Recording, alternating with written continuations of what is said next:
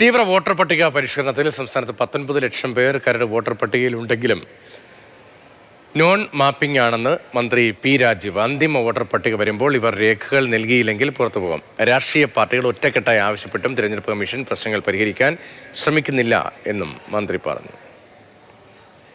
Voter പട്ടിക നോക്കുമ്പോൾ ഞങ്ങളുടെ പേരുണ്ട് എന്ന് കരുതിയിരിക്കും. പക്ഷേ അവസാനത്തെ വോട്ടർ പട്ടിക വരുമ്പോൾ ഈ നോൺ മാപ്പിംഗ് കാറ്റഗറിയിൽപ്പെട്ട ആളുകൾ രേഖകൾ സമർപ്പിച്ച് ഹിയറിങ്ങിന് ഹാജരായില്ലെങ്കിൽ വോട്ടർ പട്ടികയിൽ ഉണ്ടാവില്ല.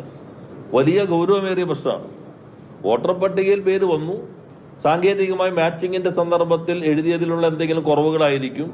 അവരെല്ലാവരും വീണ്ടും ഈ രേഖകളൊക്കെ ആയിട്ട് ഹിയറിങ്ങിന് വരിക എന്നുള്ളത് അങ്ങേയറ്റം തെറ്റായ സംഗതിയാണ്.